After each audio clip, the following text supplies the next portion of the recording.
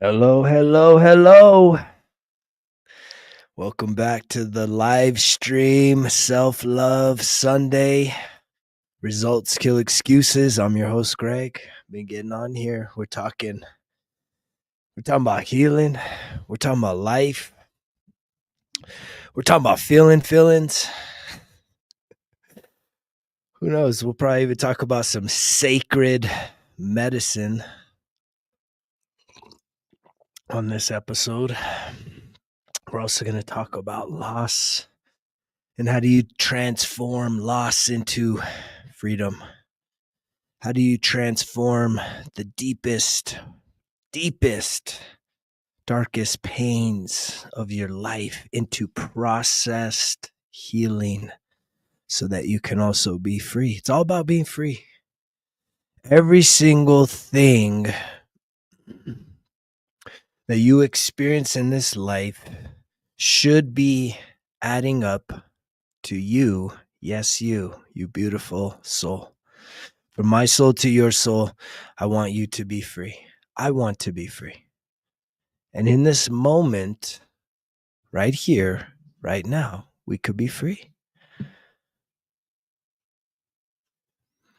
But what is freedom? What is liberty? Is freedom having to think a certain way, having to act a certain way, having to vote a certain way, having to feel a certain way, having to treat people a certain way because of how they've treated you, having to treat yourself a certain way because of what you're thinking about yourself? Again, we're thinking about what is true freedom. Is true freedom having a chemical dependency? Is true freedom feeling like you're stuck in life? Is true freedom being held hostage by your feelings? Usually anger, sadness, guilt, shame, apathy. How do you break free from all that? Right? Isn't that what we all want? Is freedom? I know that this is definitely an opportunity for me, right, to reach a global audience. And I'm so grateful for the global audience that I reach on a daily basis, on a regular basis. I have personally connected one-on-one with many people throughout the world. And even though I'm here in the US of A, in the state of New Mexico, I'm grateful that my experience hitting rock bottom, starting down this path that really was me saying enough's enough, right? Like I realized in that moment when I hit my rock bottom, I realized I'm like, dude, I ain't free. This, whatever this thing is, and the thing is alcohol for me, right? I was so codependent on it. I was so needing of it that it had been really woven into my lifestyle. I had literally written a story for my life that alcohol needed to be present no matter what I did, and especially everything I did outside of like functional work. And even then I skirted the line in many situations. I shouldn't even say some. In many professional situations, I was so chemically dependent on alcohol that I wrote a story that it's cool. I can remember when I was in the military, I'd make that morning coffee, put a little Kahlua in there, Mexican coffee, put a little Bailey's in there, some Rumplemints, and just be sipping on my tumbler on the way to work. I can remember even after I got out of the military and I had my own promotional products company out of San Clemente, California called What's Your Signs. It was very successful, but you should have seen, you guys would be so surprised. Okay, I'm running a business, right? We're doing all this promotional stuff, signs, stickers, vehicle wraps, all kinds of commercial printing, banners, and flyers and doing custom t-shirts and stuff. It was a fun gig. But all my clients, man, they would bring us alcohol, drugs. The dang postman that used to deliver the mail was like the best guy in town for weed. And this was like, you know, before it was recreationalized in California. And so that was always like a treat, man. It was the weirdest thing. But I remember on any given day, probably by 11 o'clock ish, like we'd start kicking back some drinks and like doing our thing, you know, being creative, just creating it like a home style business where people were walking in. It was total retail storefront. And yet we'd be there with our party cups, our little red cups, man, like drinking like whatever the fuck. So I wrote that story to myself. Like, and I know a lot of you have written that story to yourself that your chemical codependencies are somehow good to go. It's just, it's something you need. And it's like, really? Do you really need it? Be honest. Be honest. Be honest with yourself. What is it really giving you? A lot of people depend on the chemical codependencies because it gives you connection socially, and we crave social connection. I say it all the time. The greatest gift is life. The second greatest is connection. But it blows my mind that globally, as in terms of humans, we have literally written a story to ourselves that it is socially acceptable and even expected in some areas for us to poison ourselves in the name of social gathering and somehow celebration.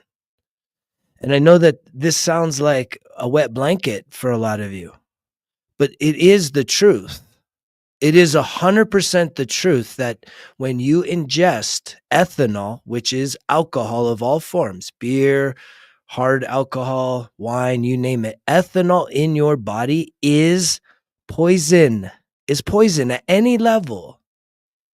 And I know you want to argue about that. I know you want to feel like this is the party pooper station.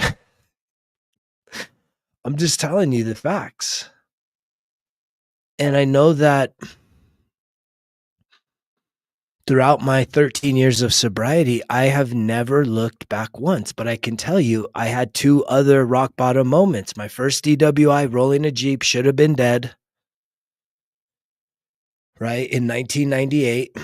And my second one was total setup situation, getting my second DWI in a parking lot, like getting ready to get jumped, and someone called the cops, and I get a DWI literally in the parking lot calling for a ride, like trying to be responsible and avoid the confrontation. And yet, man, that one fucking burned me bad. Ooh.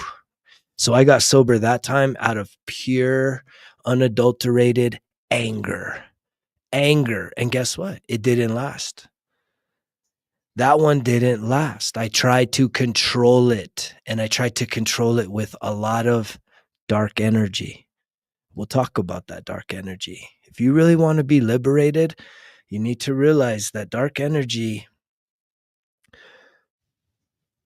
I believe, is in most people at some levels. And a lot of us don't want to think that, especially if you've swallowed the religious pill that tells you that here's do this, say this, show up here, pay that, and now you're good. You're saved. And yet you're wondering why you still behind the closed doors in the shadows of your life when you're not in that, you know, social gathering, why your life is still a mess, why you're still struggling and tripping over yourself, and you're not really seeing results or breakthroughs and progress of growth. And what I have experienced in my own healing journey, this, which is a spiritual awakening, this is spiritual stuff I'm talking about here, not religious, is very different. This is soul level purpose conversation that we're having here. And every single one of you that are hearing this, I'm here to tell you, you're chosen. Well, chosen for what? First and foremost, you're chosen to become the best version of yourself. And in becoming the best version of yourself, all this other shit fades away. It fades away real fast. All the things that you need for self-medicating, all the things that you need to feel like you belong, that you're a part of something, that whether or not you show up, guess what? It's going to keep doing its thing. It doesn't need your participation. That's the truth. Anything that you're putting yourself into that is like false, it's alcohol, it's social, it's like it's all about the numbers. It's all about how many people can show up. It's like we just had a big sporting event and it's like everybody needs to watch it. Well, I'm gonna be honest with you. I'm a part of like several real high performance business groups, entrepreneurial groups, and guess what? Literally nobody out of those groups watched the thing, the spectacle. Nobody. There's nothing there for me or those types of people, and it's like, why, man? You got to watch it. You got to watch it. And it's like, dude, that's programming. You've told yourself a story that this is a tradition. And it's really a ritual. It's a ritual. You're sending your energy to something. And what are you getting in return? Most people I saw, y'all just become critics.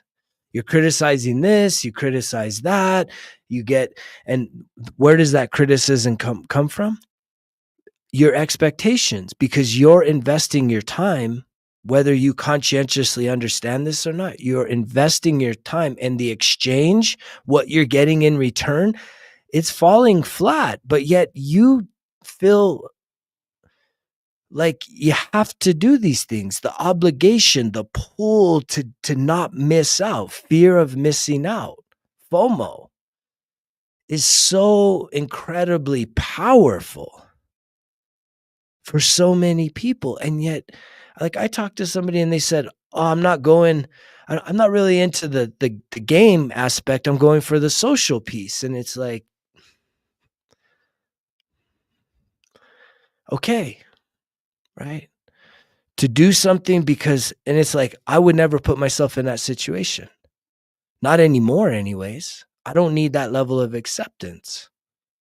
I get more I mean, I hate to say this, but I feel more accepted walking through the forest with all the birds and the chipmunks and the deers and the elks and just the wildlife there and the plants and the trees. I feel more accepted. I feel more seen. I feel more heard authentically for who I am walking through the dang forest than being in a room full of people overeating, overindulging, getting so emotionally invested in something that none of them are really a part of. It's all just spectator.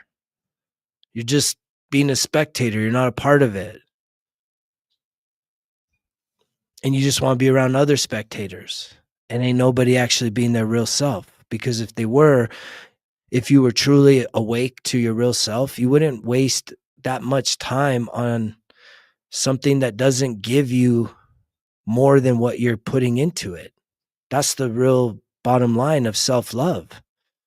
Self-love is literally you investing your time, your energy, your focus into something that always is going to give you back more than what you put in. That's what self-love is.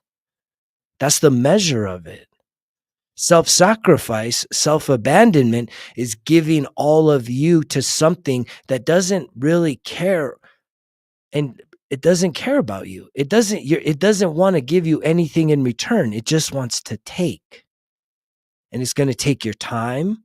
It's going to usually take your health because of the foods and the things that are there, the indulgences. So you're sacrificing your time, you're sacrificing your health, you're sacrificing your well-being, and you're really putting yourself in a situation that at the core soul level of who you are, none of this feels real. None of this feels like exciting, because what people really are hungering for is for you to be the star of the show, for you to actually be doing something actively. And then you're attracting you're being a part of other people that desire that same thing, that are doing that same thing. You could think if you were someone that loved to hike, like going and being a part of a hiking group and everyone's out there loving nature, hiking and doing it like because they love to do it, like that makes you feel great. And that's an act of self-love.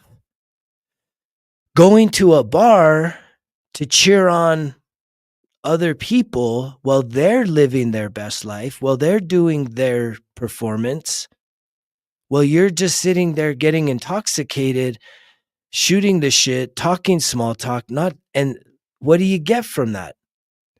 You get unmet expectations that leave you feeling less and less yourself. And so, when will the time come for you that the light bulb comes off and you finally find the courage to step out into your truth, to start even wanting to discover your truth? Because that is one of the mysteries of this life, is that no one knows who they are. Who you're showing up now, today, who you are today is the accumulation of who you've been from the past. And most of you are so stuck on the past. And I say this because I still struggle to like bring myself back to the present, bring myself back to the present. And that's what it takes. I mean, this is living conscientiously. As I see 111 popping up, it's like living conscientiously is like like if you keep finding yourself going to the past, reliving the good old days, trying to get stuck on the painful experiences that you've lived through, it's like, man, you got to pull back to the forward. You got to be right here in the present. And the way that you can release that past is, I keep talking about it, man. It's writing this shit down. It's journaling. It's the journaling. Because the greater the power of your past has on you, it means that like you need to process. You need to turn that pain into processed emotional healing. You need to transmute your loss into your liberty, your freedom.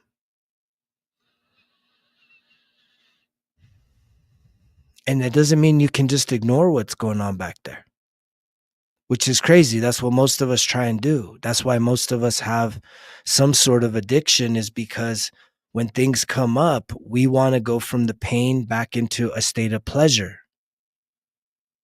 And anything that can get us there fast enough, even if it requires us to compromise our health, our wellness, our mental state of being, our physical state of being, our emotional state of being, even our financial state of being, if it gives us a quick result from pain to pleasure, right? We've learned to set the bar so low that we'll compromise.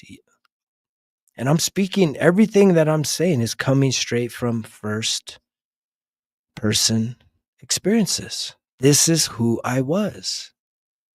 This is how I program myself to walk about and move through this planet as a wounded man, which was really a wounded child that grew a man body, but yet I was still carrying around a very wounded child. Thus, just because I look like a man, just because I talk like a man, I wasn't a masculine. I wasn't rooted in my masculinity. I was very, very, very immature. And I can admit that now.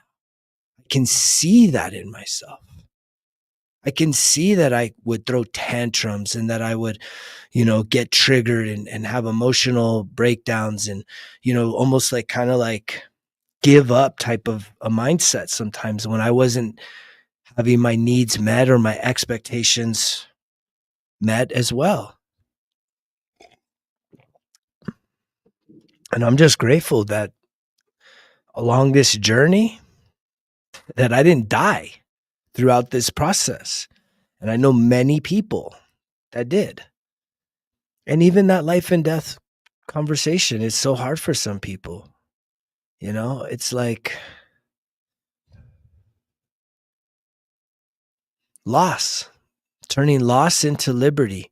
I mean, even you can reframe that as to like if you've lost someone, something, whether it was just by illness or heartbreak or some other kind of tragic circumstances, do you believe they're free, or do you believe that you need to like mourn and grieve the loss for the rest of your life?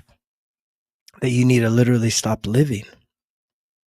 Most people have a story that when someone passes, regardless of whatever your religious belief is, you still get so sad, so tired, until it's like, I mean, people literally will stop living their life because someone else is no longer there. To me, and this may offend some of you, to me, right? That's selfish.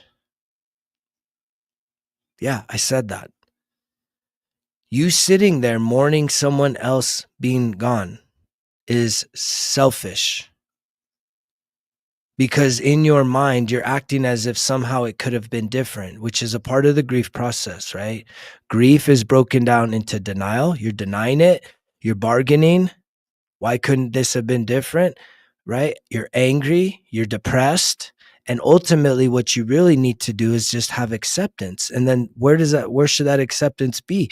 Well, I'm telling you, figure out some spiritual beliefs that are going to give you a sense of peace and calm as to what happens after life. I don't think that anybody knows for sure. I have my beliefs. I have my beliefs that give me absolute. We're getting a fire alarm here. I'm going to pause real quick.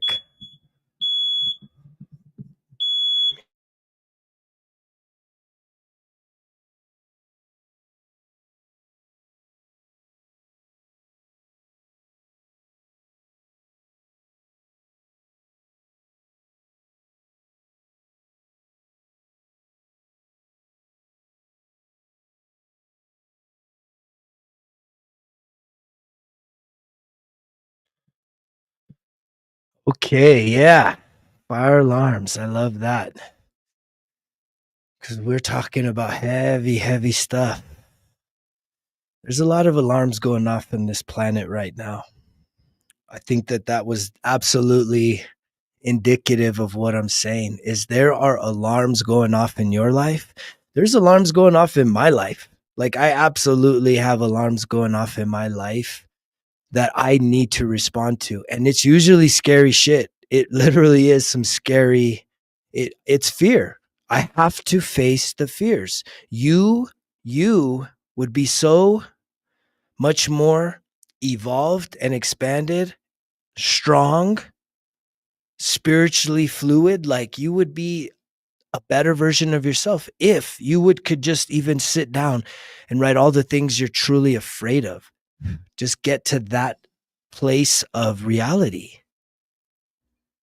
To literally sit there and admit that you're afraid of a lot of things that, guess what?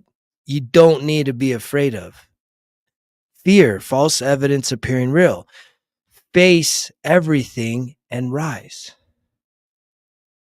And I'm continuously experiencing this.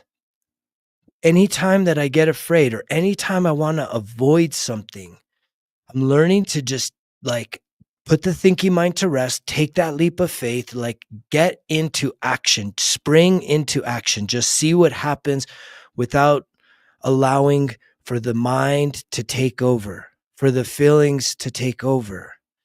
And a lot of you, as I was mentioning before our fire drill, is the spiritual beliefs about your existence on this planet. I mean, it's so wide ranging. Many wars, many divisions. A lot of anger and hate is rooted in spiritual beliefs about the afterlife, about what really is going on here. Is this really just one life? Do you really just get this one life? And if you do, are you making the most out of it? If that's your belief, do you get this one life, but then wait, there's this savior complex where someone can save you by just saying a magic word, saying a prayer, doing something, and then what? Then you're good? Then you just forsake the rest of your life? But there's not really any kind of transformation, which is complete change of who you are. Transformation is like, it's like Transformers. I was talking about this earlier. Transformers, right? When I was a kid, they would turn from a car or an airplane into a robot. They literally became something totally different. And although we are limited within this body of ours, I have transformed my body from going from being elite in the military to kind of settling down, letting myself go, becoming a fat slob of a dad bod, hitting a rock bottom, and turning my life around, changing myself, but from the inside, not just going on a crash diet, right? Not just trying to work out 10 times harder, right? But literally saying, I want to be able to heal myself. I want to trust myself as I see 111 again, 1111 here. I want to be able to trust myself in any and all situations. Does that make me perfect? No, I'm still human. And so many people, perfection, having an expectation of perfection is a form of self-sabotage. You can't start until all of these things align so that then you have confirmation that it's time to go. And it's like, man, that ain't ever going to happen. That's never going to happen. It's really just your excuse to just keep avoiding something that you need to do. And by saying need to, it would benefit you. And that's why you're avoiding it. That's why it's so much easier to get the invite to go to where everyone else is. And I'm telling you, that's one of the biggest red flags. If everyone else is doing it, it's like, I'm probably not going to do it. And there's a lot of examples I can give, and some of them are probably controversial at this point, so I don't want to even talk about it. But watching a big game, everybody got to be in the ritual. It's like, nah, man, I'm going to go ahead and do something totally different. I'm going to go for a hike. I'm going to be outdoors. I'm going to spend time,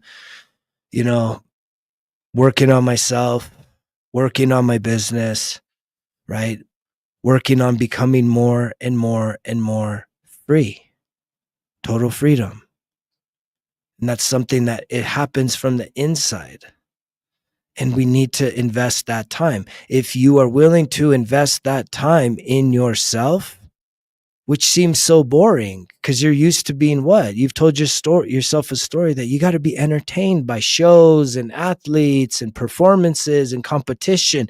You constantly need to be entertained by music and this and that. That you're literally the most uncomfortable when you are in silence by yourself. I mean, even just the scroll, it's like constant, man. 5 seconds of attention at a time. It's what you got. 10 seconds, maybe a minute you can get. But it's just constant, needing to be distracted, needing to have new stimulation, new. And it's like, man, can you imagine if you could just disconnect from that? Today would be a beautiful day. Here in northern New Mexico, it's unseasonably spring-like. It's been really sad. It's concerning. We have a lot of beautiful forests, and it is dry as a bone out here. We've had little bits of moisture, but not even anywhere near enough. That being said, it's a beautiful day to go outside, to spend time in nature, to disconnect. See yourself in nature. Do some breath work. Spend some time just doing some sun gazing. Write down some of the biggest fears. Go do that outside. Just get a piece of paper and a pen. Shit doesn't got to be fancy. It could be fancy though, right? We do got the 1% better everyday journal. So it could be fancy, right? These are fancy, and this definitely is going to keep you structured along the journaling path right here. 1% better everyday journal, 91 days. 91 days of really holding yourself accountable, which is what most people are lacking right now. self-accountability. And what is, what self-accountability takes? And the reason why I'm more self-accountable now than ever before, it's because of this. There's three parts to who we are, right? Do you know what they are? The three parts. So you have your inner child. Mine was very wounded. You have an adult, and you have your parent. So you have your inner child, your inner adult, and your inner parent. Now, here's the thing. Along my healing path, this is where I first felt whole and complete.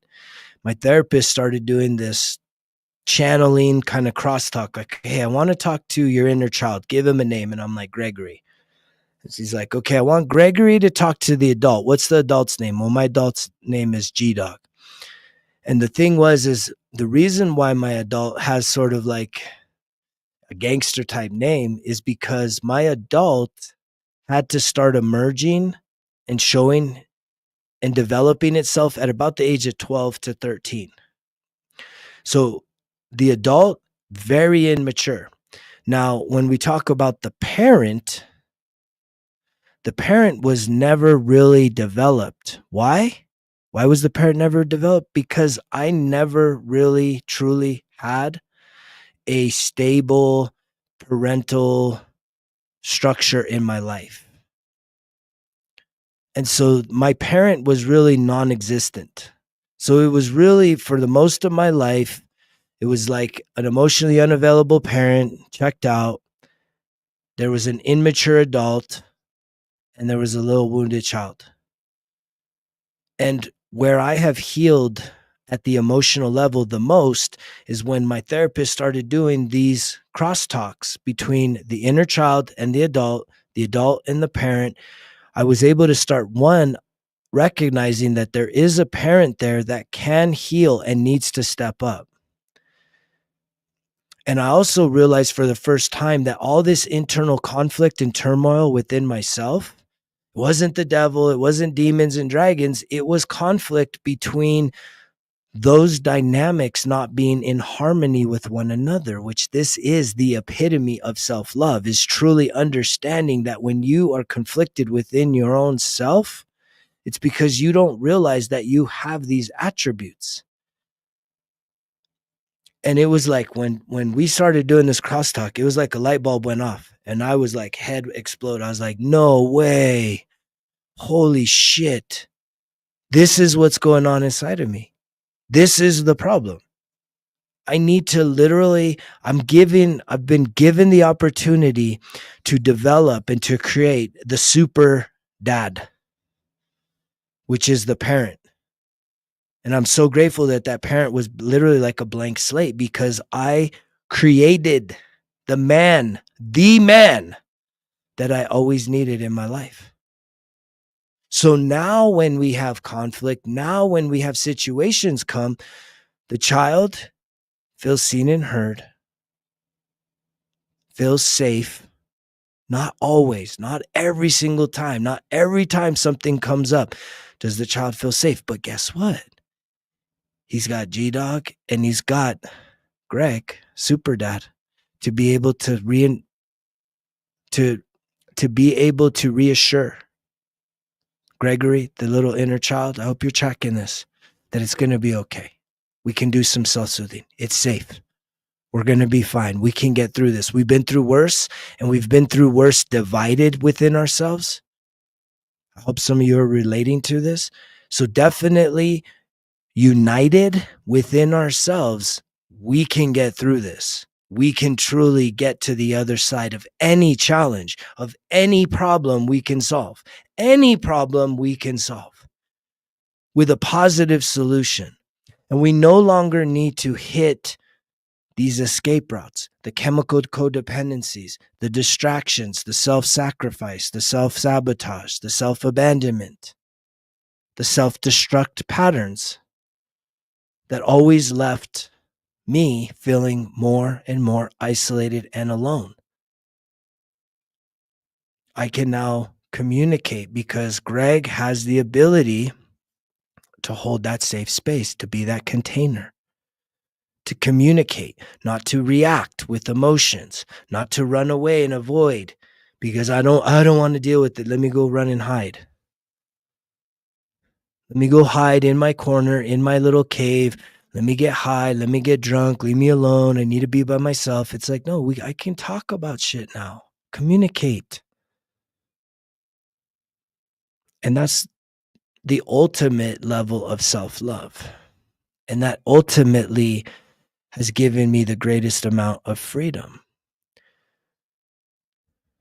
The challenging thing about that, though, is for me to get here where I'm at, I had to lose a lot of things, including people and material possessions along this path. I've lost everything, flat out. I know what it is to lose everything, including myself. I mean, I have lost $1 million real estate portfolios. I've lost hard drives with, years and years and years of design work. I mean, it's too much. Businesses, houses, um, my freedom. I've lost it all. But what I have gained, immeasurably greater than anything I've ever lost. So I no longer mourn the loss. There are times that I look in the rearview mirror and it's like, man, but I can hold space for that and realize that the loss, if I can get to the level of acceptance, which it kind of ties this whole thing back together, which is the grief. If you're feeling that you're just wanting to be, in a perpetual state of grief, sadness, right? So sad that something's lost, that, so afraid, so overwhelmed by the politics and just all this stuff, man. There's so many things that are just pulling at your emotions and your heartstrings, and it's meant to just distract you and deceive you. I feel so sad for the people that are still very much manipulated by politics, by social issues. I mean, just total fear-based, man. Fear-based. Like,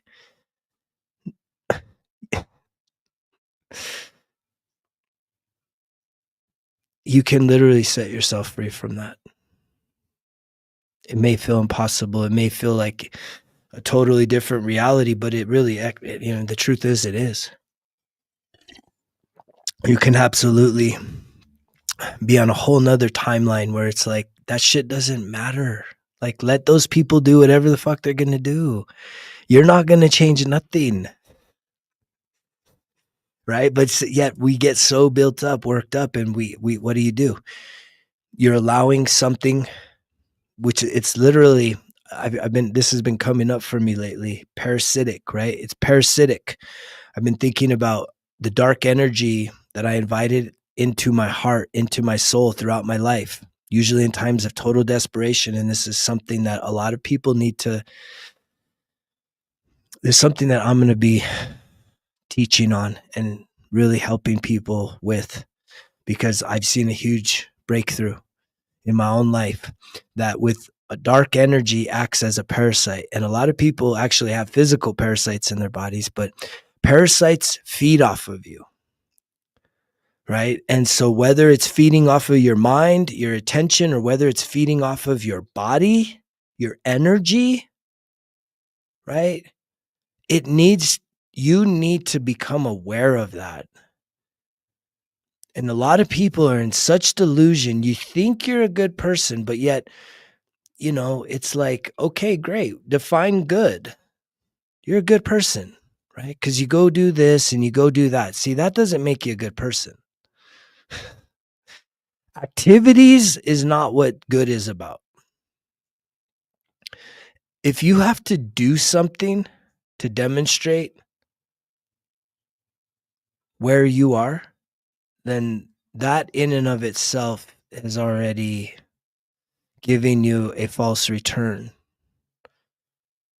And a lot of people have a hard time with that because we are very action-based. We are very response-based. So, show me who you are. And it's just like, the energy inside of you, your thoughts, like just monitoring your own thoughts is going to give you more feedback as to really what's going on inside of you. And it, even to even say the good, right?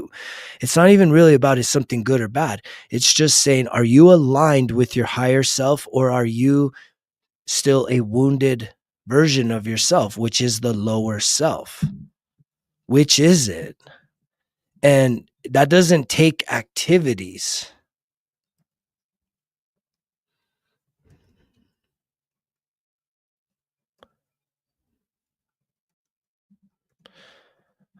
I want to bring up my favorite chart here, the vibrational energetic chart.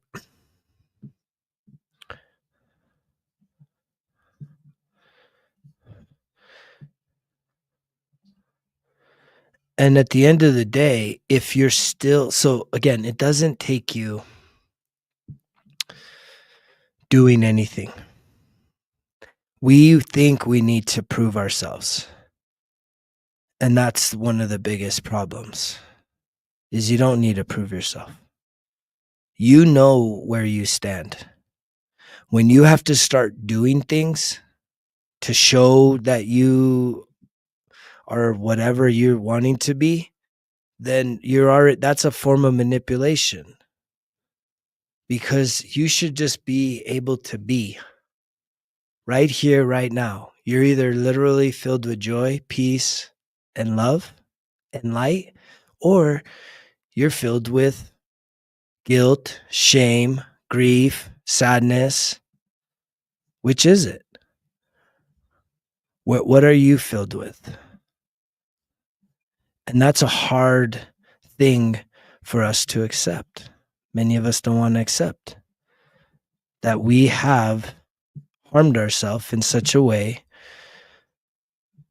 that we're choosing to literally live a life that is contracted, and it's literally suffering. This chart here says it all. This is literally the chart that says it all. Suffering. If you feel shame, guilt, apathetic, grief, fear, unmet desires, anger, or pride on any regular basis, right? And usually most people I know are like that. Most of you all think that you're loving and joyful and peaceful. Here's the measure. If you're still judging something, anything, if you still if a certain political figure does something, if you get triggered, if you get all worked up, well, then you're lacking that, because you can't get to this level of love, joy, and peace without being neutral. And it takes courage. You have to kill the pride, the ego, find the courage to then go neutral.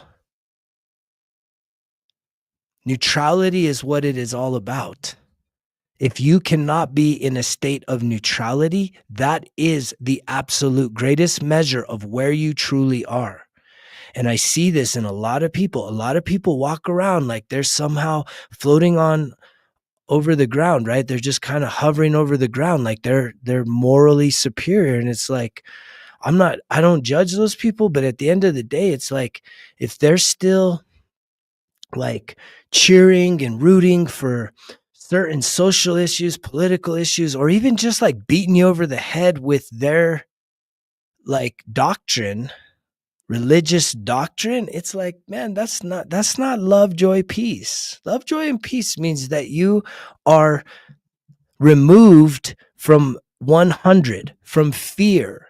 See, the only reason why someone would be beating you over the head with their religious doctrine, with their political doctrine, with their social doctrine, with any of their doctrine, anything that they feel is so important to them, and you know that they show up in a state of fear, it's because if you don't believe it, they're still questioning themselves.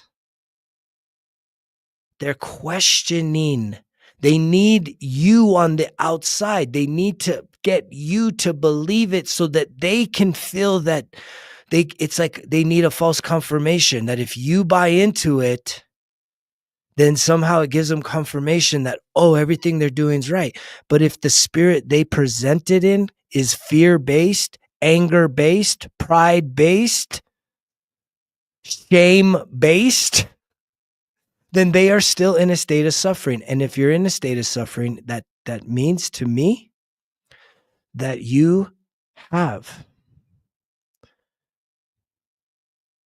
parasitic dark energy inside your body. You have welcomed it in. And guess what? This parasitic dark energy, it's a master manipulator. It feeds off of your energy. And guess what? It always leaves you confused. This is why so many people are suffering right now.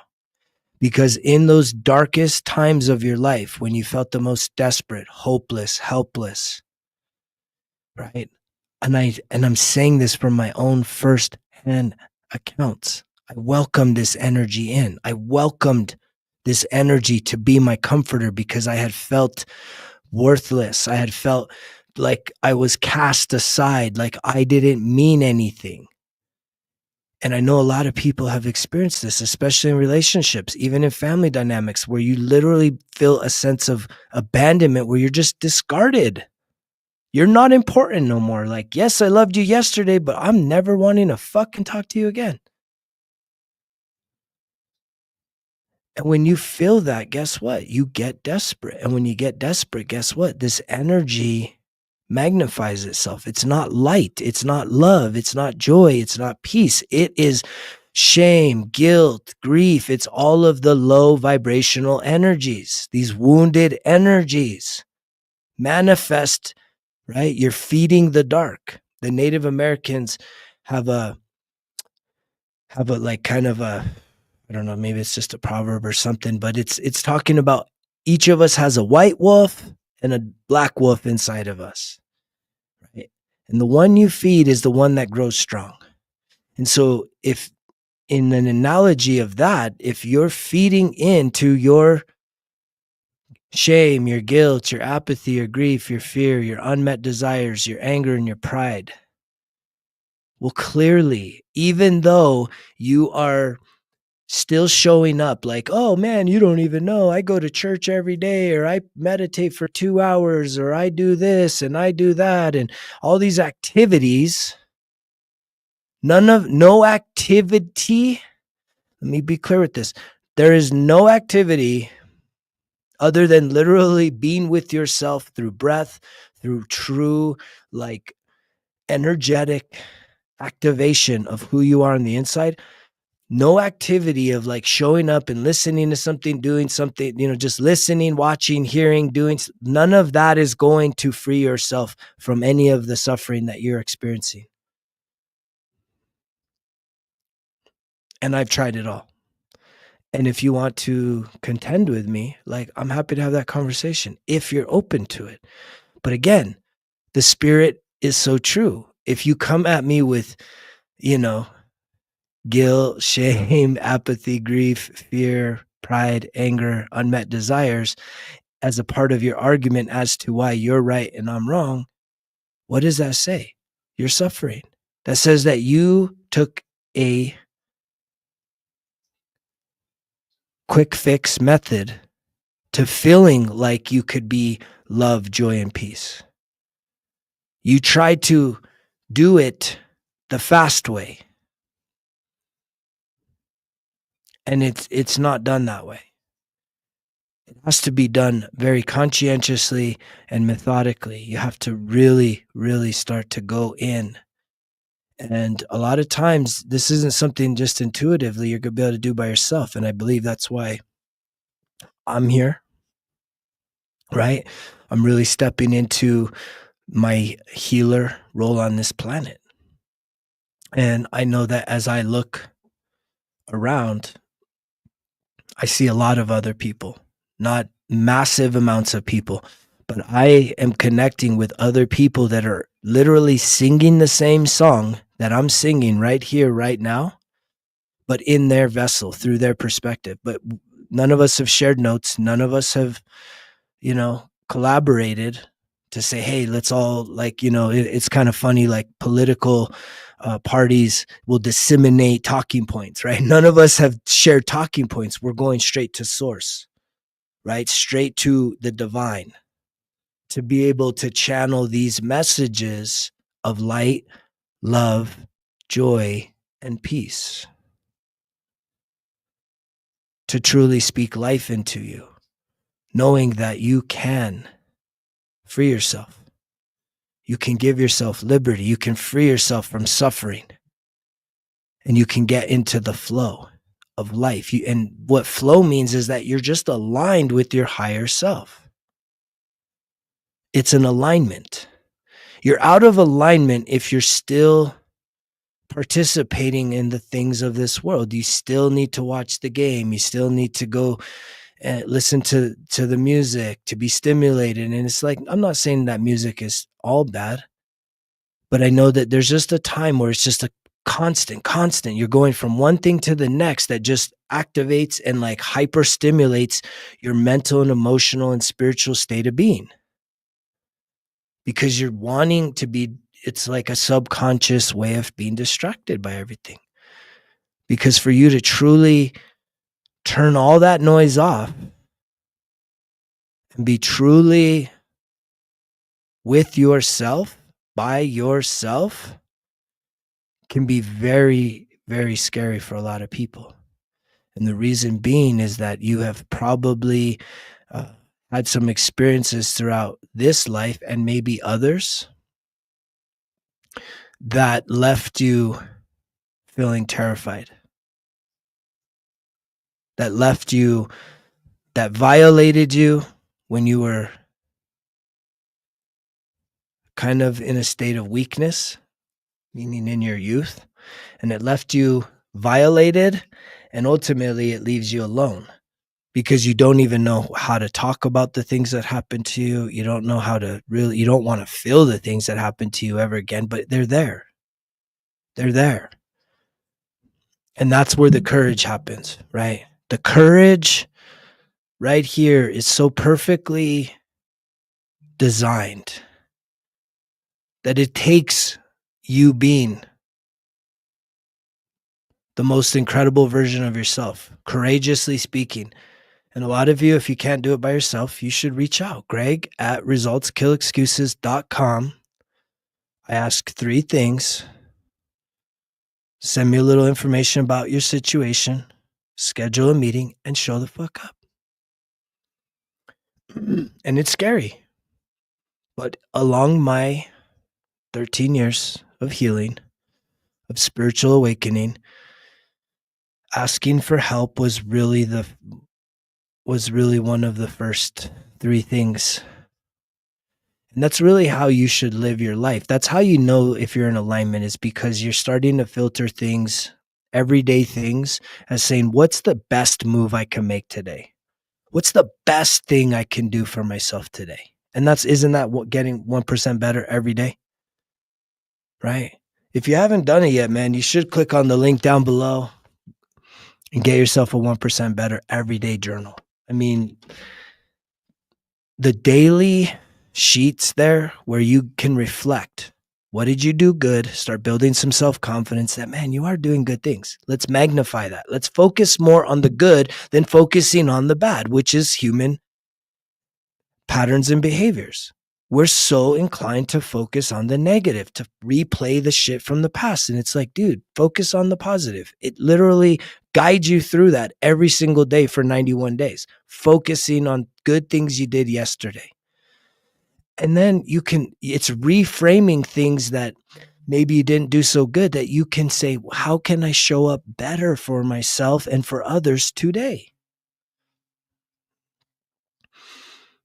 This thing is a masterpiece. The 1% Better Everyday Journal is a masterpiece offering for people that are truly ready and sick and tired of just being themselves. And the only way that something's going to drastically change in your life is by you doing drastically new things. And for me, the newest thing that I do every single day is my morning routine. I start every new day off with positive affirmations, breathwork, journaling, meditation, prayer, grounding, some sun gazing, cold showers. Like that, all of that in and of itself is what refreshes me, gives me my intentions, gives me focus and clarity so that I know I'm ready for whatever comes about that day. And I've at least prioritized some things that matter to me that I want to accomplish. And you are totally capable of the same thing. But are you just going to keep waiting for something perfect to happen and it's never going to happen? You got to make it happen. It takes us making things happen. But the thing is again, you want to make things happen in alignment. Like I said, self-love is truly rooted in doing activities that are rooted in giving you back more than what you put into it. Self-hatred is doing things that give you less than what you put into it. You put in your time, you put in your energy, as I just saw 5555 pop up. Self-hatred is when you do things hoping that you'll feel good, hoping that you'll be accepted, hoping that it'll be a fun time, and yet you get less because you're sacrificing yourself to something that is not in alignment with accordance to your true purpose on this planet. But again, we've been programmed to be literally zombies half the time. Half of you are mostly. There's a lot of people out there, man. You just literally alive, but you ain't doing life. There's literally a zombie mode that's going on over here, and I'm here to try and I'm going to continue holding myself accountable to all of this. But it's the greatest privilege of mine to be honest, true to myself, authentic to myself. Right? Someone tried to put me on blast. I think it was yesterday, talking about what's this guy on? Right? What's this guy on, man? And like he said something about shrooms. It's like, man, what I'm on is a mission to become the best version of myself. That's what I'm on. And that's why that don't make sense to a lot of people, because it's every day. It's locked in, man. Like a lot of people think like they'll hear this and yet they don't understand the absolute relentless commitment to this journey of life. It's for the rest of my life. I'm never going to ever stop. Do you understand this? Most of y'all don't, because you've been programmed. You want quick, you want easy, you want things to happen fast. And I'm telling you, I'm not here for entertainment. I'm here to coach people, guide people, encourage people, train people to truly and facilitate the healing that you need to do in your life so that you can live your best life. But you have to be willing to make the sacrifices and lock in from here till the end of time, till the end. This isn't a seasonal program. This isn't a 1 week program. This is not even a 91-day program, 1% better every day journal. This is just going to help to like kickstart you, lock you in so that you can keep going and going and going every day, renewing yourself. And the most beautiful thing is that when you're documenting it through journal, right, you can go back and you have receipts. Most of y'all don't keep the receipts. So you don't even want to look back. How many of you can go back a year from now and be like, holy shit, my life has gotten so much fucking better. Hell yeah. I'm crushing life, man. Look where I was last year. Look where I am now. Show the before and after pics. Like, and even then it's like, okay, is it just one dimensional? Did you just get the body? Did you just get the bag? How do you really feel about yourself in your thoughts, in your mind? How do you really feel about yourself? I know a lot of people that are physical specimens and they fucking hate themselves. They still criticize themselves. They themselves as that fat person, that unworthy version of themselves, even though they appear to be like a fucking god, because they didn't take the mind and the emotions, which this is what we're doing here. This is the deal.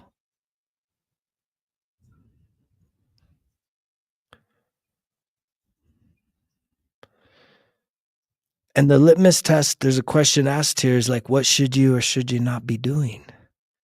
We all know the answer to this. You should be doing the things that build you up, that bring you life, that give you a greater return on your investment versus the things that don't.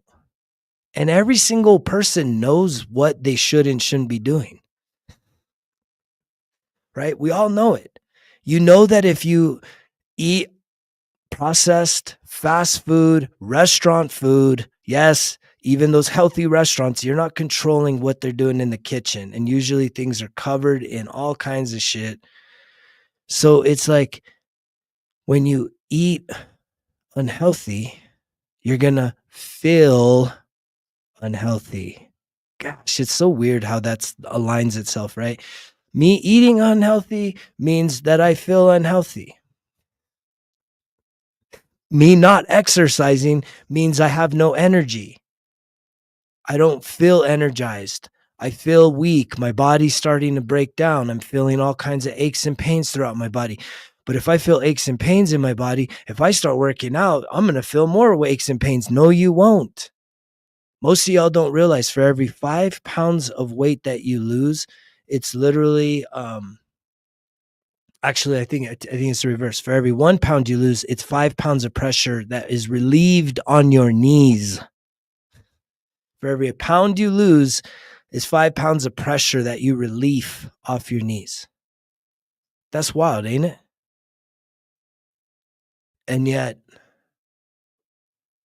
how many people still feel like they just don't have the energy? You don't understand. I'm so busy. I'm so this. I'm so that. I can't do that. I can't do this.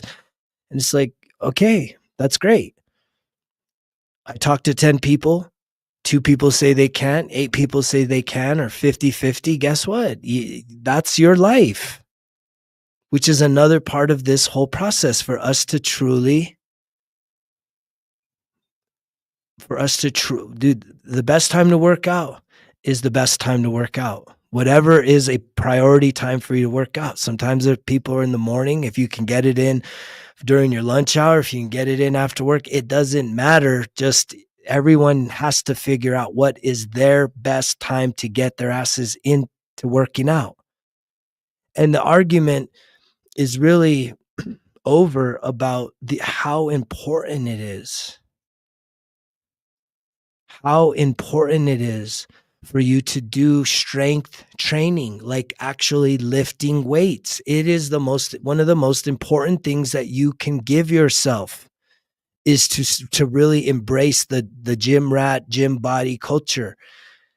Because the thing is as you age, you lose muscle mass. This is why so many people are hospitalized. This is why so many people, fall and break their hips. And then next thing you know, they're dead a week later. It's crazy, right? The heart, the lungs, and your muscles, really your thighs more than anything else.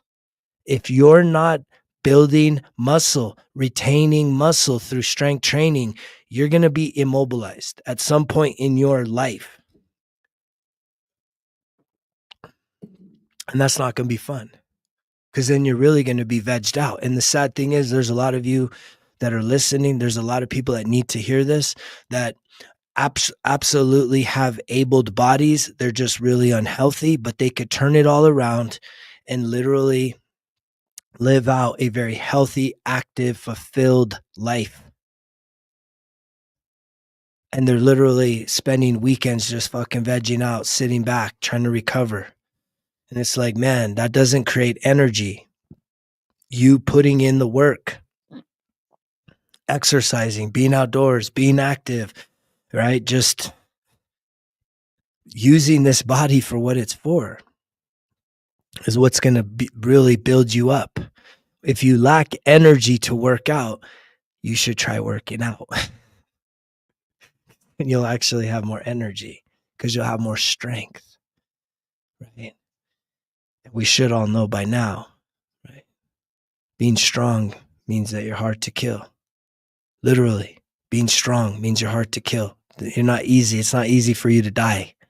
If you have a strong heart, right? Body, lungs, You can be unstoppable.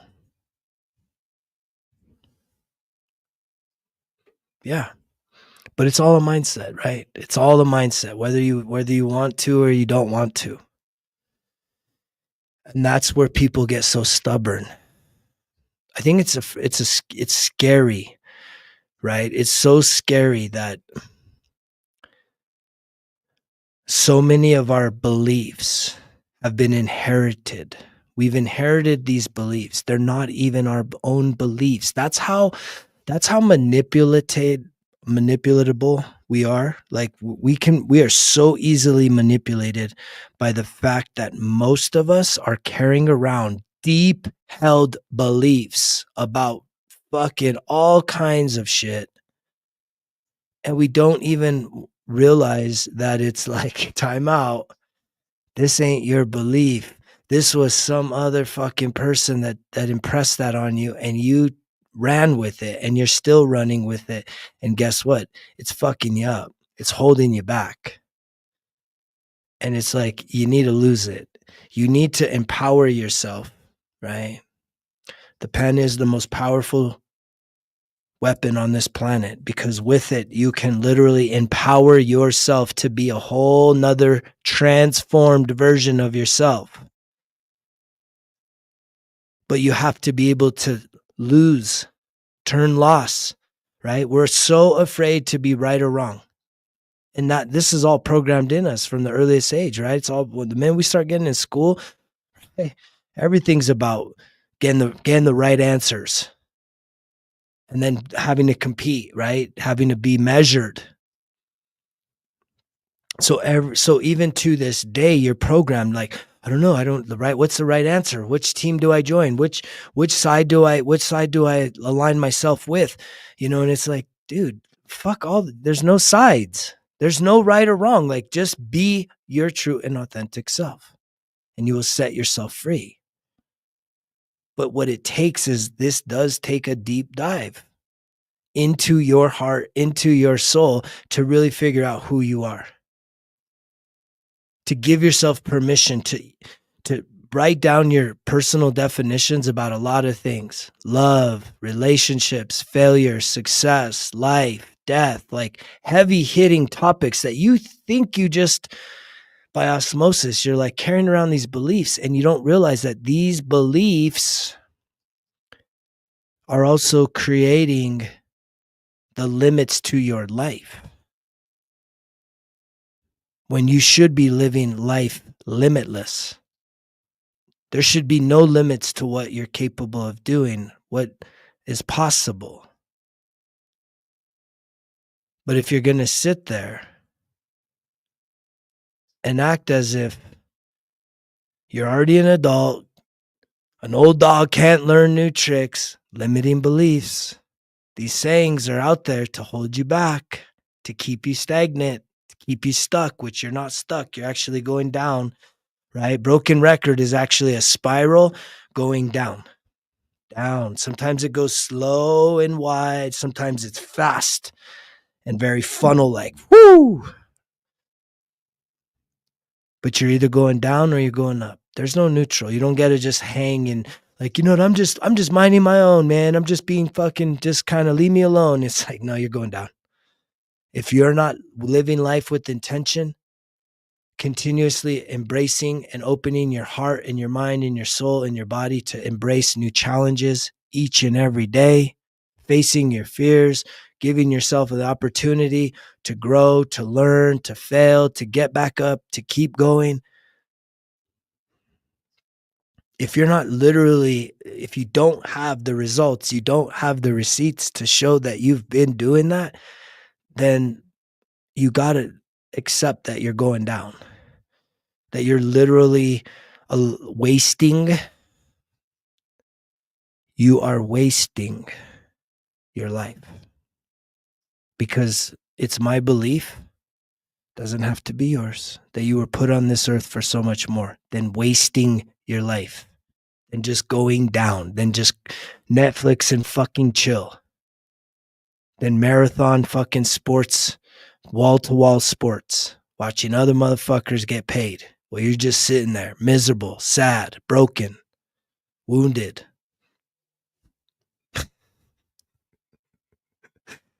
But the choice is yours. That's the cool thing, right? No one can change another person.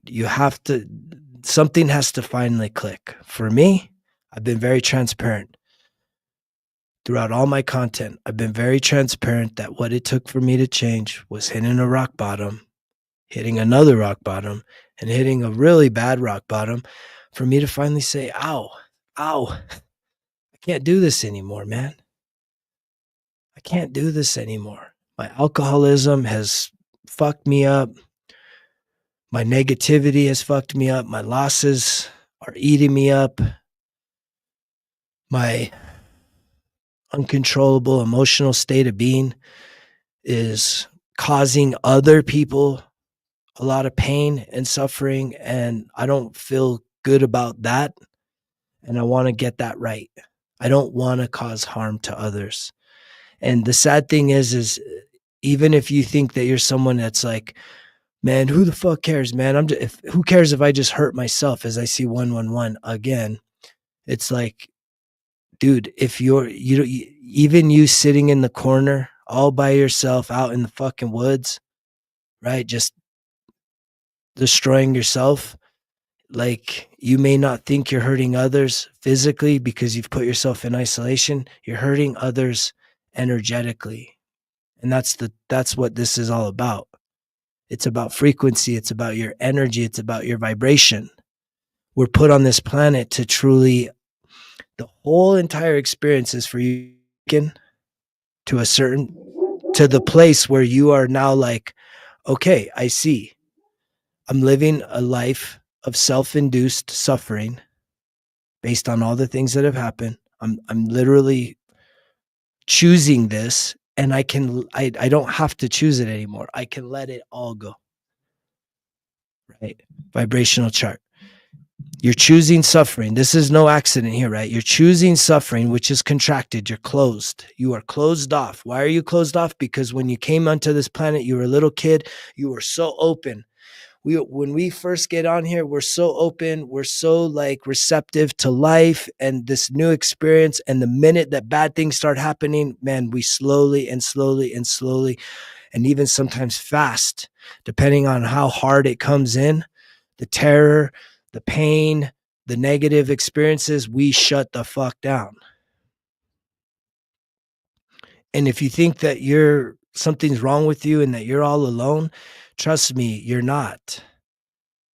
This is the experience that we have all chosen at the soul level. For whatever reason, we've chosen to go through the suffering and the closed off from our childhood so that we could get to a place of transcending all of this suffering into being in alignment with love, joy, peace, and light. It's every one of us, every soul. There's no soul that does not have that purpose within their experience on this planet. We all share that experience. Just because certain people reach this success or that thing, none of that matters. None of that matters. It doesn't matter if you're 99 years old or 9 minutes old. If your soul, at the soul level, we're all equal. And we all have a purpose. And that purpose is to become the best version of ourselves, to transcend the suffering, the pain body, the emotional pain body, to transcend that and to just fully awaken the soul that is eternal inside of you. And in doing that, all these things fade away, man. It's like, yeah, great. Just being alive is good enough. With that being said, I would like to do some breath work for anybody that would like to join in, and a visualization. I think it's been a few weeks that I've been kind of settled in, and I would like to share that with you guys today. I went through an incredible, sacred medicine ceremony this past week. I did 3 sacred medicines kind of in one triple whammy. It was intense. And I'm still integrating to try and figure out what it was because all of these were new. And I'm really grateful for that. And I know that when these things happen in alignment, that's what's weird. As I pulled in to this place that I go often and met this lady, and she liked the results kill excuses. We start talking, as happens often. The next thing you know, I find out, well, she has this sacred medicine practice. And I said, well, this is probably the reason why I felt moved to pull in here. And a week later, I'm there with her doing what's called hape, which is like a tobacco combo, which is a secretion from these Amazonian tree frogs that creates it creates a release inside of you, and you do have a purging, right, which is you vomiting. And then I also did this. I may say I think it's called sangja, but it was these eye drops in the eyes, man, and all three of these happened simultaneously, one after the other, just incrementally as needed, just with the space. But again, it just goes to show you that I'm still learning new things. I think even those of you that have been real faithful watchers of the channel here for a while, I'm really excited that I've been embarking on a whole new method of breath work that has given me some of the greatest breakthroughs in my heart, in my soul, in my energetic body. And I committed almost 2 months ago to do this breathwork exercise, which is intense from now until the end of March, every day. And I've stuck to it. And I have a spiritual teacher that's involved, and I'm actually going to be going through a 8-day training in the end of March. That's going to be a certification course for me to be able to really help facilitate even greater levels of healing, which I've experienced. So it's like I'm not just doing something to try something. I saw something, it got introduced to me, I tried it, and I'm like, whoa, this has really shifted some real deep parts of who I am. And I'm just going to be grateful to be able to share that with everyone, because here's the belief. And this is why it's so important for you to give yourself a chance to heal at the deeper levels, the root of your problems. Here's why it's so important. Because anything you heal in yourself then qualifies you to help facilitate that healing in somebody else. And sometimes it's in ways that we don't even realize, but it is that ripple effect. It's that drop that hits the water, right? And it just ripples out. And you never know where it goes, who it reaches. But this is truly the opportunity for all of us to go to another level.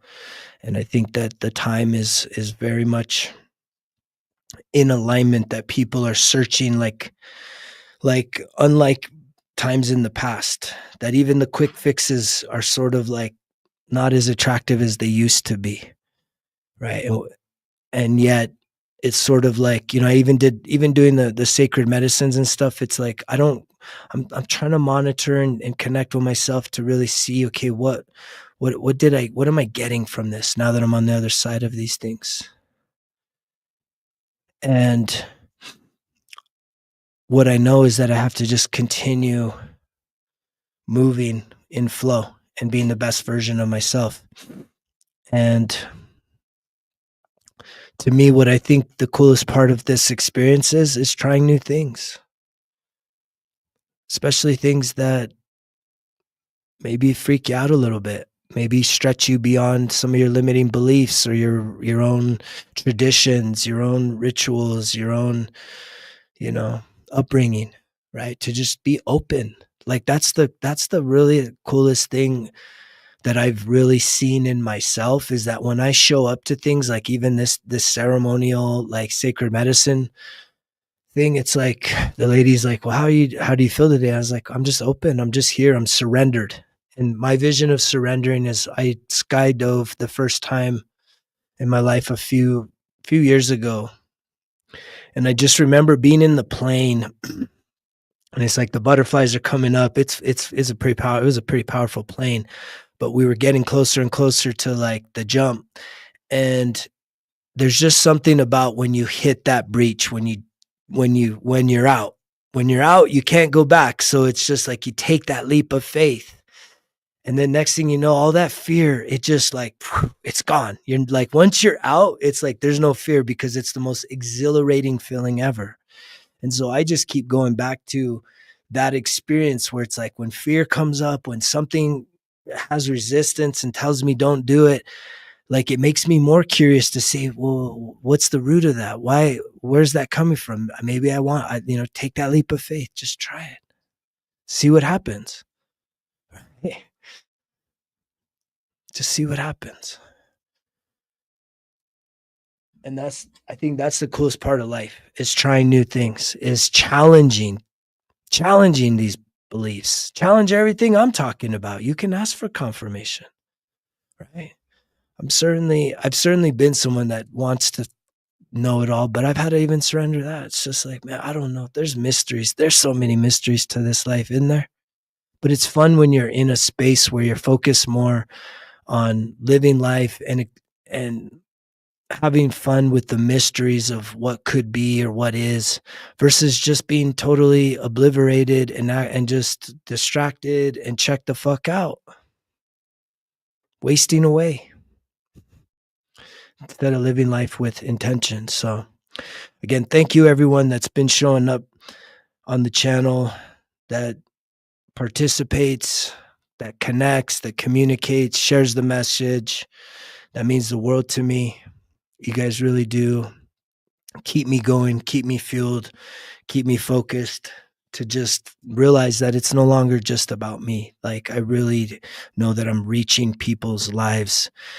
And I just continue to say anything you see in me that you admire, just know I'm a reflection. I'm a mirror. So what you see in me, it exists in you. And your time is now. You are chosen. Like I say that, man, you're chosen. And a lot of people are gonna be like, chosen for what? And it's like, man, you're chosen to become the best version of yourself. You're chosen to heal yourself. You're chosen. And as you heal yourself, you're going to heal parts of this world that you never even imagined.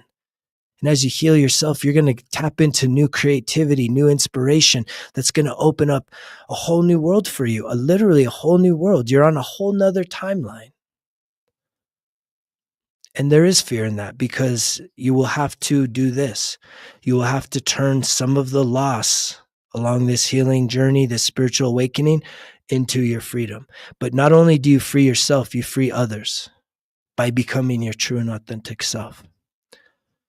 So it is a beautiful thing. Yeah. The greatest thing is to just love yourself, man. It's the self-love. The self-love is doing things that bring you a greater return on investment, right? So when it's like for me, understanding self-care, right? Like I know one of my top love languages is physical touch. Well, I can't just put all of the physical touch pressure on one individual to love on me whenever I need it. That's also another part of being spiritually mature, is knowing that you aren't helpless. You need to meet your own needs. You need to know that if you need physical touch, like I go and get real deep tissue massages like on a regular basis every few weeks. And it's like, I feel like $1,000,000 every time. Because one, that's my love language. And two, that's like a master self-care. So me investing that time and even that money into going to somebody that really knows their shit and really knows how to like fucking just take good care of my body, do the body work. Whew. That's true self-love.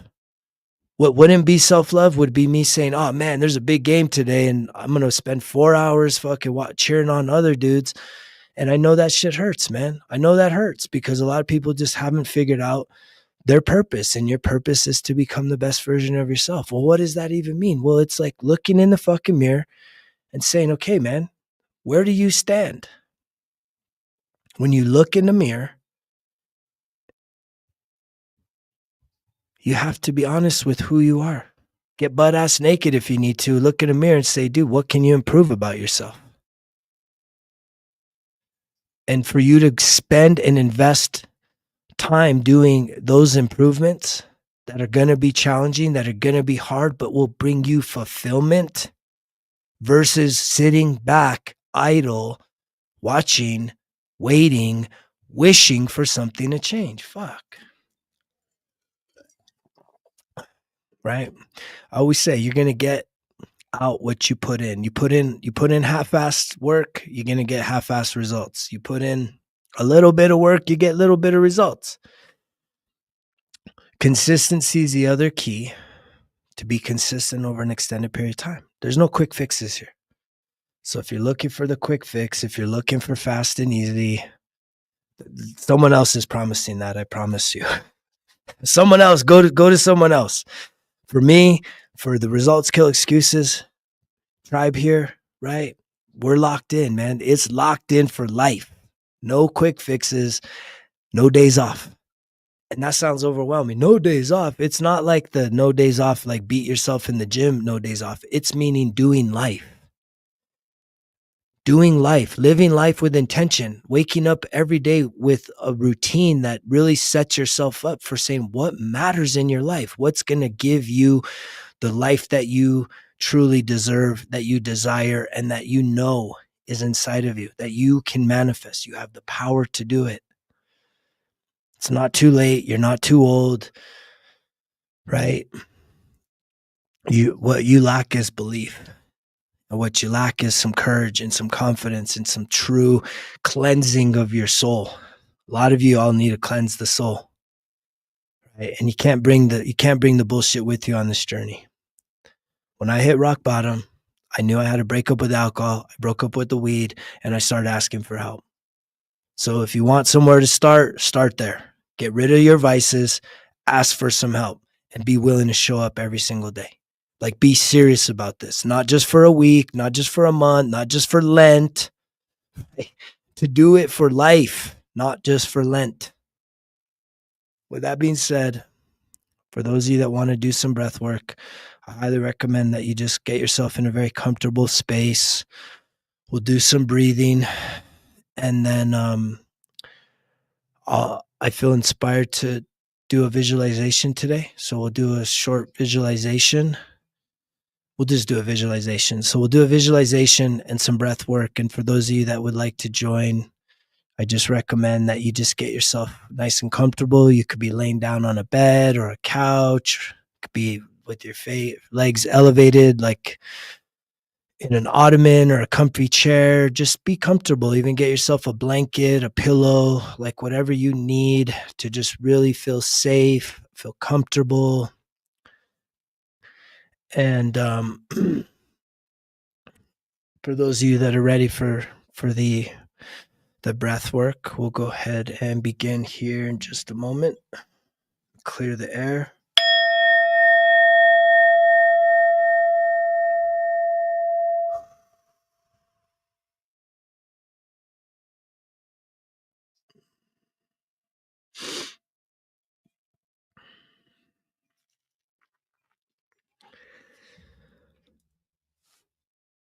So we're going to go ahead and just do some breathing. It's going to be through our mouth.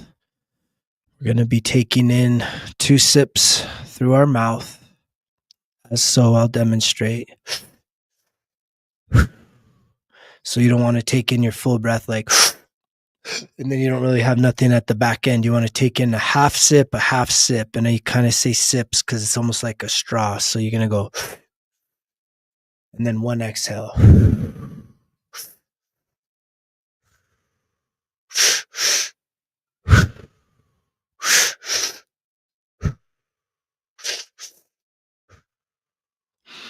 Keep breathing, and just you'll figure out your rhythm. You can go as fast or as slow as you want. Just know that in this time and space, the only job you have right now is to breathe, to just keep breathing. And it does help if you make that noise. If you're quiet, like it's just not the same. So it's better if you're kind of forceful to just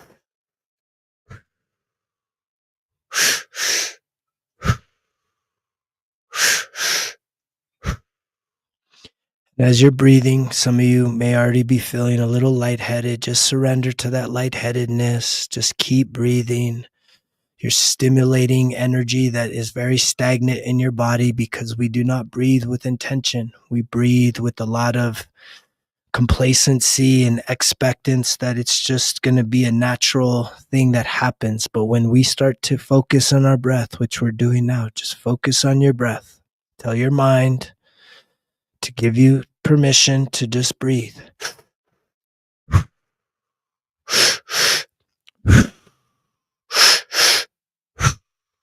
Just keep breathing. And as you're breathing, I just want you to, again, you may be feeling lightheaded. You may even start to feel some tingling in your hands or in your chest. You may even feel some discomfort in your body. Just send your body some love. Tell yourself that it's safe. Mentally tell yourself as you keep breathing, your job is to continue breathing throughout this time. Just keep.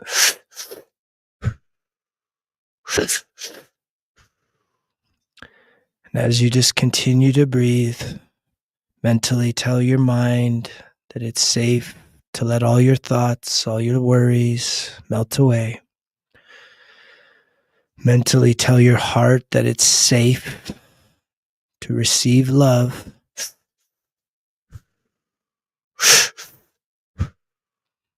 That it's safe to receive joy. That it's safe to receive peace. And that it's safe to release fear. That it's safe to release anger. That it's safe to release sadness.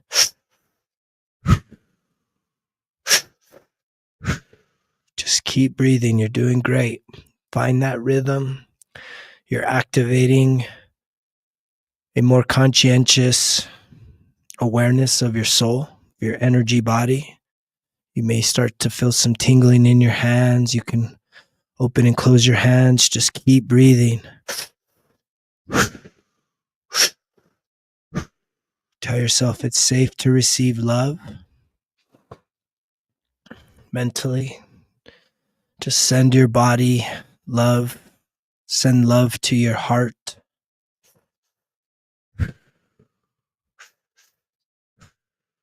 Send love to your lungs. Send love to your muscles. Send love to your joints. Send love to your bones.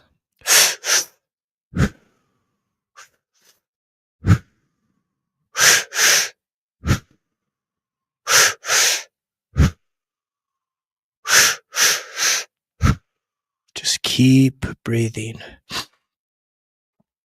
Allow yourself to relax.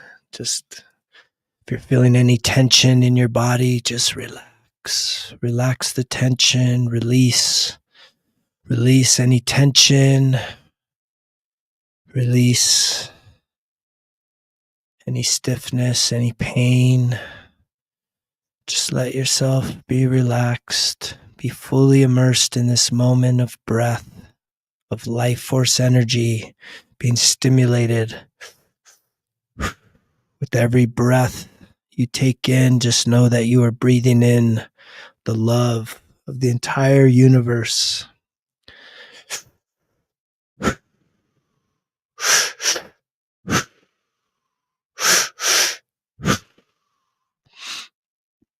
Here in just a moment, as you continue breathing, I want to give you a moment to, after an exhale, we're going to do a breath hold. We're going to hold in the life force energy. So here in just a few breaths, I'll do a countdown so we can stay synced up. But you're going to want to, after an exhale, take in a deep breath and hold. So on 5, 4, 3, 2, 1, Exhale and take in that deep breath and hold. I want you to hold with relaxation. I want you to send your heart love. I want you to feel that energy. If you've been breathing this whole time, your body should be vibrating. You've created a lot of oxygen, so you may be able to hold your breath longer than usual. Just hold for as long as you can. Tell yourself it's safe to receive love, safe to receive connection, it's safe to receive healing, it's safe to receive freedom, it's safe to receive abundance, and it's safe to receive joy. It's safe to receive peace. And you might be seeing the light, that diamond light coming up in your third eye if you have your eyes closed and you're relaxed. And whenever you feel ready, you can release that life force energy back into the world. And as you exhale that life force energy, get it all out. Let every bit of it go. Release the fear, the guilt, the shame, the doubt, the pain, the sadness. Begin to take in your pranayama breaths again.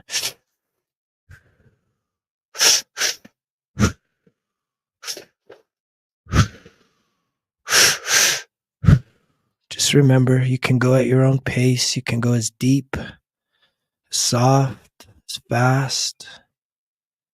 But just keep breathing. Focus on the breath. Your mind may be trying to distract you. Just let it know that it can have some stimulation after this, but just keep bringing your focus back to your breathing.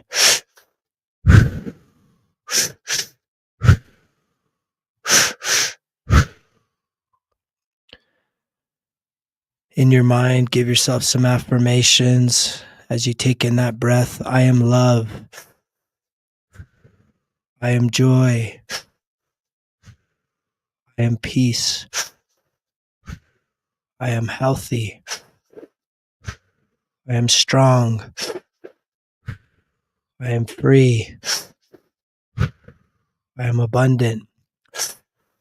I am safe. I am light. I am seen. I am heard. Keep going. You're doing a great job. Just keep the breathing. Again, if you're feeling some tingling in your hands, this is your heart opening up. You can tell yourself mentally it is safe for my heart to open, for my heart to receive love, joy, and peace. It is safe for my heart to receive love, joy, and peace.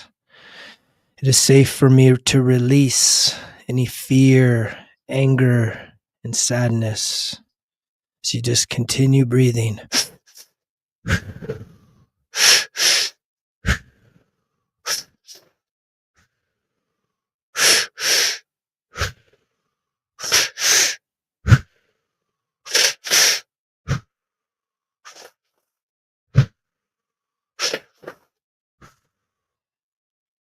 Here in just a moment, after an exhale, we're going to take in one more breath hold, and we're going to hold in that breath. I'll do a countdown here in just a few. Just keep breathing. Keep focusing on your breath. You're doing a great job. Thank you so much for investing this time in you to really connect with your soul, the energy, this life force energy. Now here in 5, 4, 3, 2, 1, you can take in a deep breath and you want to hold. And as you hold, just relax. Let any part of your body that feels tense Relax. Relax your muscles. Relax your arms. Relax your legs. Relax your mind. Relax your neck. Relax your hands and your feet, your heart, your lungs. Just allow yourself to feel that life force energy that you have activated. It's always there. It just needs your time and your attention. You're able to come back to this at any time to be present with yourself. Come back into this recording anytime. I recommend watching this every day, this portion of the recording, the session, doing this breath work daily. You can hold or release whenever you're ready. Just find that peace. Find that joy. Find that love that's inside your heart. That's inside your soul. That's inside your body. None of those exist outside of you. None of those are outside of you. Everything you need is right here, right now, within. It's all within. All the answers to your problems. All the strength, all the healing, all the health, all the joy, all the connection, all the success, all the expansion of who you are, all the wins, they're all inside of you. Feel that. And let's pick up with a pranayama breath at this point, just for a few more moments. And we'll start to come down from our breathing, but let's take in a little more breath.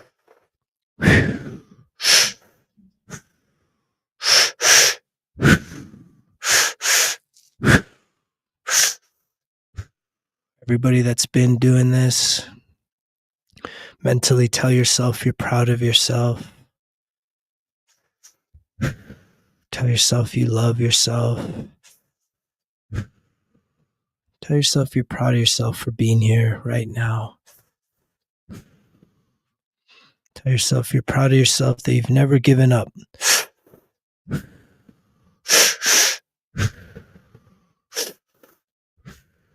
Just keep breathing. If you're feeling that tingling in your hands, just know your hands are an extension of your heart. Your heart is opening. Tell yourself that you give your heart permission to open, to heal, to receive light, love, joy, and peace. That it is safe. And here in just one moment, you can begin to switch your breath back to your normal breathing in through your nose gently and out through your mouth.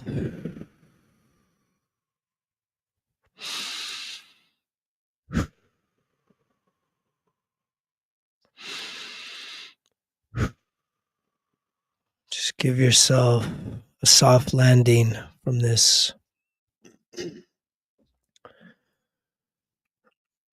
breath work exercise that can be very intense.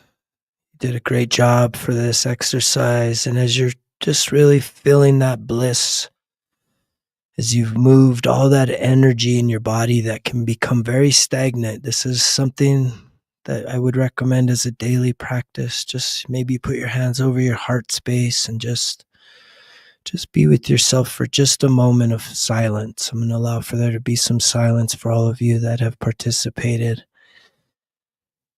And here in just a moment, we'll do a short visualization. But just give yourself this time. This is a sacred time for you to be with you, as I see 144 come up. Be with you, be with God, be with your spirit guides as they lay their hands upon you, allowing you to receive the fullness of love, joy, and peace.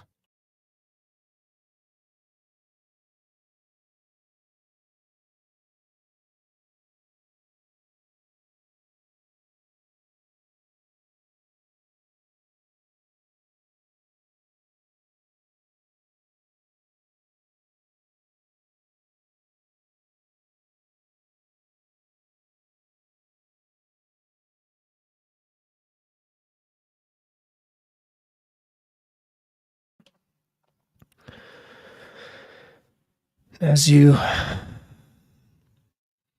just really allow yourself, just such a beautiful time to be here right now.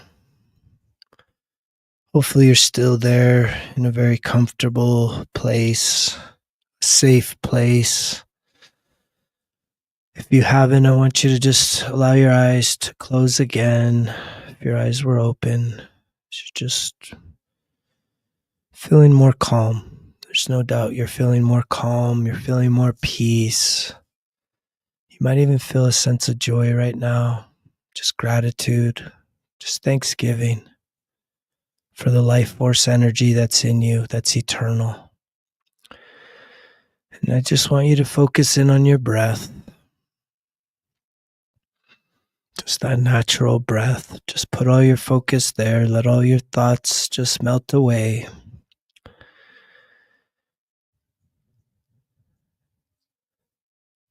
And I just want you to picture yourself walking on a beach.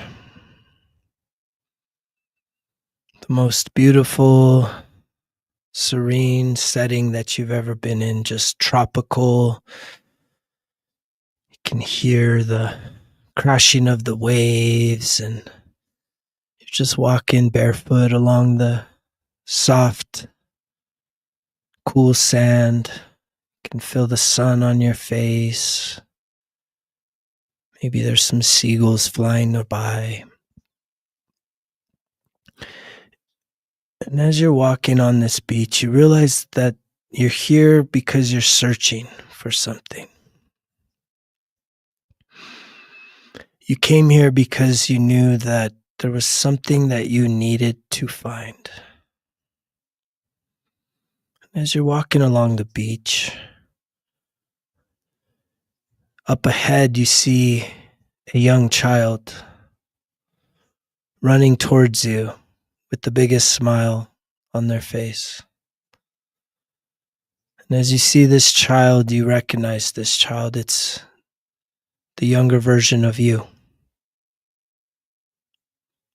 It brings you great excitement to see your younger self with your swimsuit on, running full speed, just so excited to see this version of you. And they fully recognize you, and they run up to you and they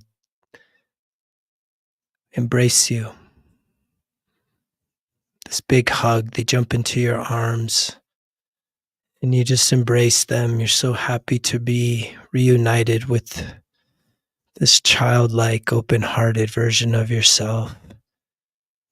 And you spin around and you guys are both just so happy to see each other, sharing thoughts of love and joy, reconnection. It's like everything you've ever lost returning to you.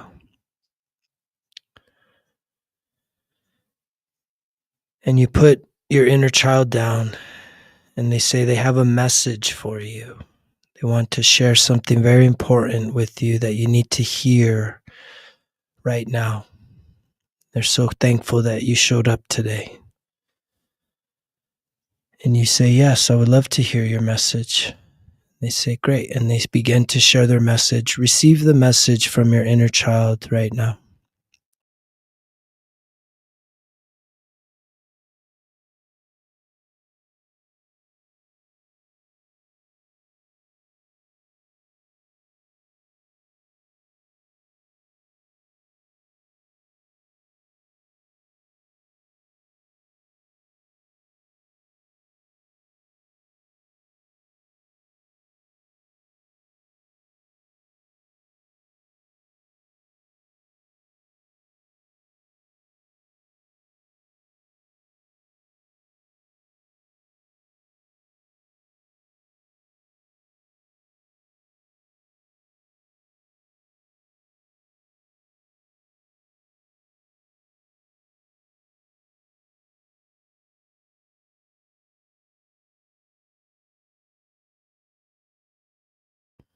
And as they finish their message,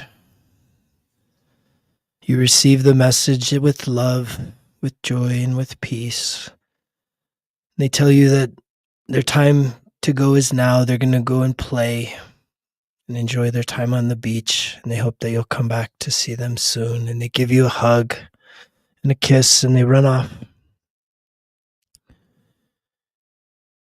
And you take in a big sigh of relief and really allow your soul and your spirit, your heart and your mind to receive that message from your inner child. Some of these messages may not be easy to receive, but just know that you're meant to receive this message. And you feel like it's time to continue walking along the beach, and you continue walking. And up ahead of you in the sand, you see what looks to be a small treasure chest. Sticking out from the sand, half buried. You can picture the treasure chest, the details, the color, the texture, and you walk towards it and you kneel down and you lift it out from out the sand. And you decide to sit down with an eagerness to see what is inside that treasure chest. Before you open it, you just pause for a moment with anticipation to know that there's something very special that you need to see inside that chest. Maybe it's a symbol. Maybe it's a letter. Maybe it's some sort of artifact of significance, something that you have lost, something that has refound you. So I want you to open up the chest and look inside. I want you to connect with what you see. What have you found in that treasure chest? And I want you to ask yourself, what does this mean to you? What does the meaning of the contents of this chest mean to you in your life right now? Just pause for a moment to really reflect on the meaning of what is in this chest.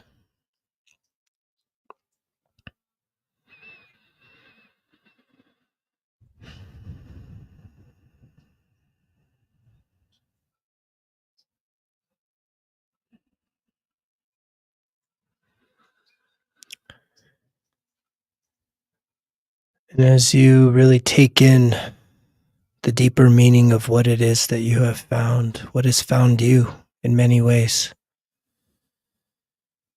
again, you give thanks. In this moment, you feel seen, heard, and most importantly, you feel supported. Often you may feel alone, but right now you are not alone. There are many forces working on your behalf to guide you, to assist you, to lead you on a course correction of your life, to truly fulfill the purpose, the calling of your life on this planet at this time. You remove the contents and you put it in your pocket and you close the chest and you lay it back down. And as you do, it sinks into the sand. And you begin to walk down the beach once again. And as you do, you see another person walking towards you a ways off. This person has a very confident look. You can almost feel their energy from a distance. You can feel this confident, courageous, bold, strong person walking towards you. And although you aren't sure of who this person is, you feel confident that you need to take a moment to talk to this person. And as they get closer, you realize that this is your future self, that your higher self has come, this true and authentic version of who you are. And I want you to take a moment before you greet, as you're still just a ways off, but you see that this is you. This is a different version of you. This is the greatest version of you. I want you to really look and examine who this person is. How are they carrying themselves? How are they dressed? Their body, their face, their energy.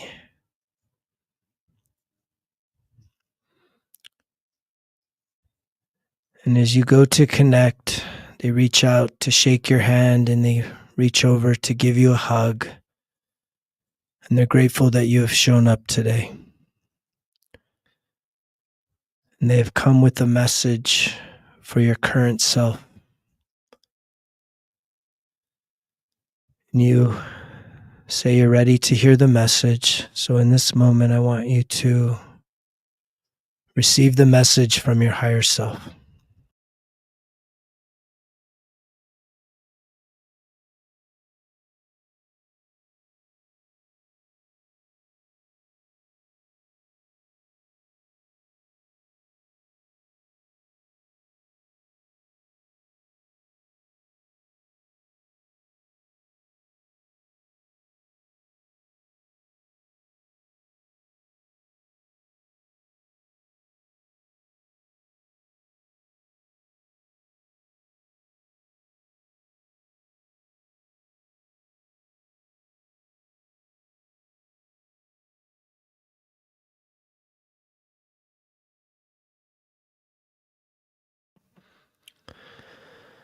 And as they finish sharing this message with you,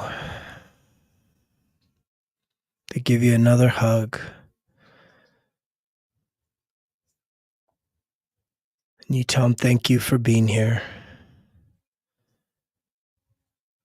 They give you some encouragement to keep going, that you're on the right path. And they say they'll see you again soon. And they depart.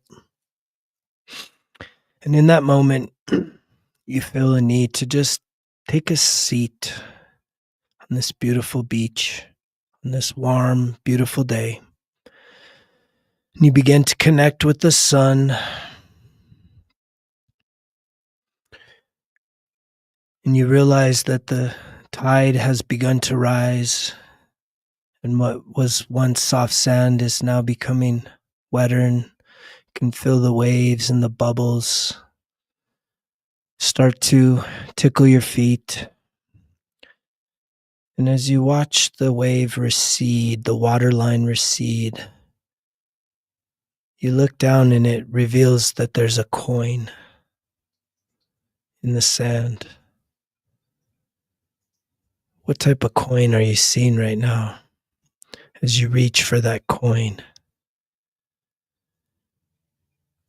What happens is once you find that coin, you now realize that the entire beach is filled with coins. But it took you finding that one coin to realize that there's coins everywhere. Everywhere you look, you see nothing but abundance, nothing but opportunity. And you give thanks for this moment of alignment, this moment of perfection. You begin to connect again with the warmth of the sun. You can feel that radiating warmth, diamond energy start to warm your body from your third eye, Christ-centered location between your eyebrows, center of your forehead. And maybe even take a moment to just smile, to just be filled with some joy. Maybe even take a breath in just to start to reconnect with your breath. And here in just a moment, I'm going to count down. You can just start to reconnect with your body and your breathing. 5, 4, 3, 2, 1. Go ahead and open up your eyes. Maybe you need to stretch out, move your body a little bit. Maybe you need to give yourself a hug. Just give yourself some thanks and gratitude for being here today, for investing this time in you. And just know you can always come back to this portion of the session. If you want to do the breath work, I highly recommend it every single day. If you would like a recommendation for a book that can help you to even get deeper and deeper levels of healing, I highly recommend the book titled Healing by the author David Elliott. And with that being said, I just thank everybody that chose to tune in today to be a part of this ceremony of life, this opportunity for us to remove ourselves from the distractions, look in the mirror, to hear something more than just noise, to hear a true message of life, love, joy, and peace. With that being said, I love you guys so much. I thank you all for supporting the channel. Again, if you haven't, but you're considering it and you want something to really help you, I highly, highly recommend purchasing the 1% Better Everyday Journal. Click on the link in the description box below. I'd be more than grateful to be able to send you the journal, the 4-color Results Kill Excuses pen, and definitely one of these badass stickers right there. You can also download the app if you haven't got on there. Start doing the self-discovery work. There's lots of work to be done. There's incredible success stories, many of you here today that are starting to really get some traction in life, really starting to find the gold within. We all have gold within us. And it just takes us going within to start mining the gold. That's a great analogy, to do some internal mining of the gold that is within you. Everything you need is within you. Make the most out of this day and every day. I'm so grateful if the message that I shared today connected with you. Feel free to reach out to me if you're thinking or considering any kind of one-on-one coaching. It would be the greatest honor for me to be able to be a part of your journey of healing and becoming the best version of yourself. With that being said, you know the drill. Results kill excuses, because if it was easy, it wouldn't be worth it. Greg's out.